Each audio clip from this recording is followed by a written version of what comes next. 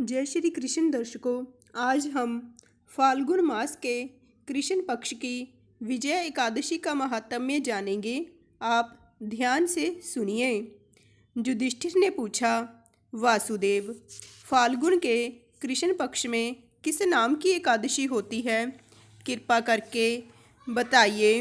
भगवान श्री कृष्ण जी बोले, युधिष्ठिर, एक बार नारद जी ने कमल के आसन पर विराजमान होने वाले ब्रह्मा जी से प्रश्न किया, सुरश्रेष्ठ, फाल्गुन के कृष्ण पक्ष में जो विजया नाम की एकादशी होती है, कृपया उसके पुण्य का वर्णन कीजिए।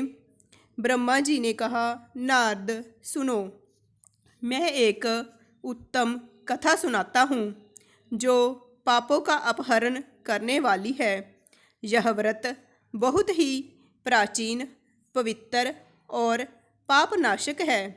यह विजया नाम की एकादशी राजाओं को विजय प्रदान करती है, इसमें तनिक भी संदेह नहीं है। पूर्व काल की बात है। भगवान श्री रामचंद्र जी 14 वर्षों के लिए वन में गए और वहाँ पंचवटी में सीता तथा लक्ष्मण के साथ रहने लगे। वहाँ रहते समय रावण ने चपलतावश विजय आत्मा श्री राम की तपस्विनी पत्नी सीता को हर लिया। उस दुख से श्री राम जी व्याकुल हो उठे। उस समय सीता की खोज करते हुए वे वन में घूमने लगे। कुछ दूर जाने पर उन्हें जटायु मिले, जिनकी आयु समाप्त हो चुकी थी। इसके बाद उन्होंने वन के भीतर कबंध नामक राक्षस का वध किया। फिर सुग्रीव के साथ उनकी मित्रता हुई। तत्पश्चात श्री राम के लिए वानरों की सेना एकत्रित हुई। हनुमान जी ने लंका के उद्यान में जाकर सीता जी का दर्शन किया और उन्हें श्री राम की चिन्ह स्वरूप मुद्रिका प्रदान की।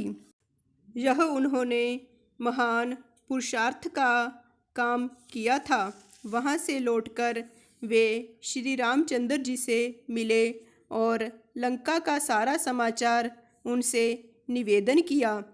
हनुमान जी की बात सुनकर श्री राम ने सुग्रीव की अनुमति ले लंका को प्रस्थान करने का विचार किया और समुद्र के किनारे पहुंचकर उन्होंने लक्ष्मण से कहा, सुमित्रानंदन, किस पुण्य के प्रभाव से इस समुद्र को पार किया जा सकता है?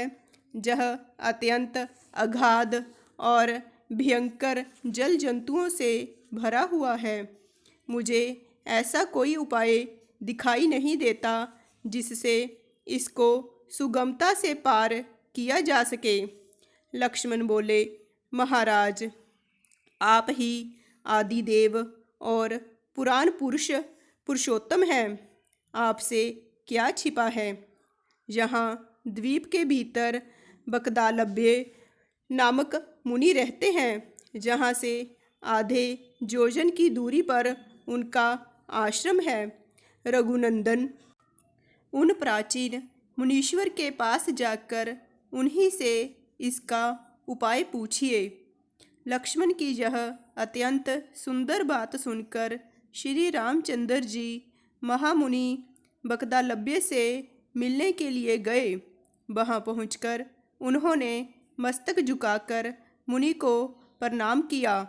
मुनि उनको देखते ही पहचान गए कि ये पुराण पुरुषोत्तम श्री राम जी हैं, जो किसी कारणवश मानव शरीर में अवतीर्ण हुए हैं।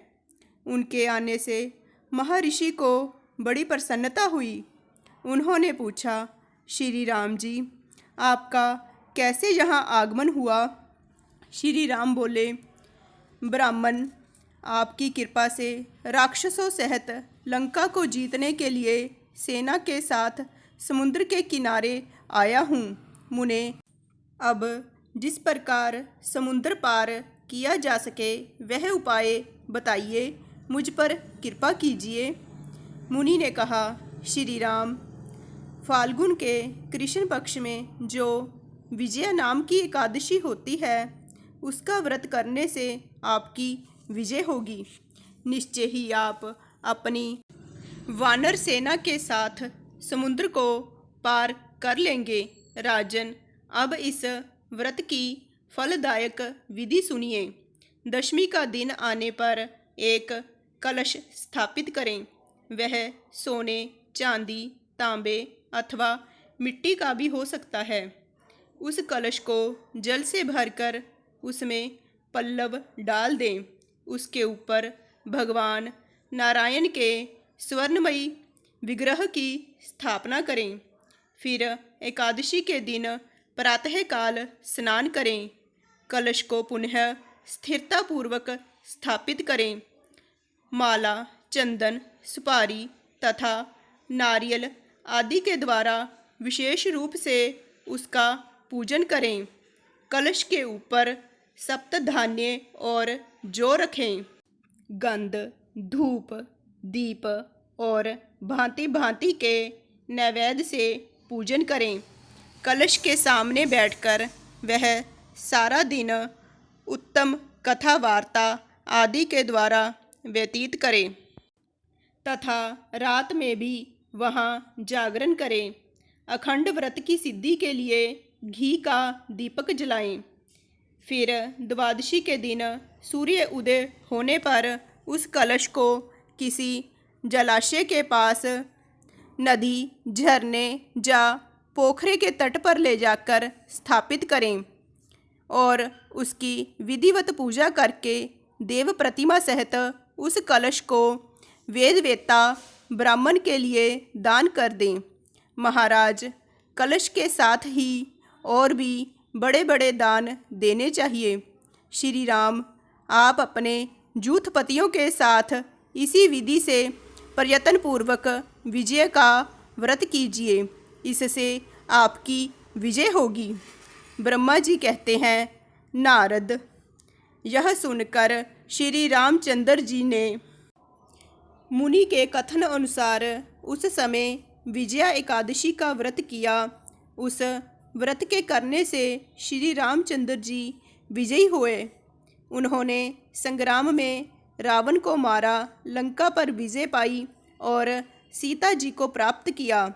बेटा, जो मनुष्य इस विधि से व्रत करते हैं, उन्हें इस लोक में विजय प्राप्त होती है और उनका परलोक भी अक्षय बना रहता है। भगवान श्री कृष्ण जी कहते हैं, युधिष्ठिर, इस कारण विजया एकादशी का व्रत करना चाहिए। इस प्रसंग को पढ़ने और सुनने से वाजपेय यज्ञ का फल मिलता है। बोलिए कृष्ण भगवान की जय, लक्ष्मी नारायण भगवान की जय। जय श्री कृष्ण।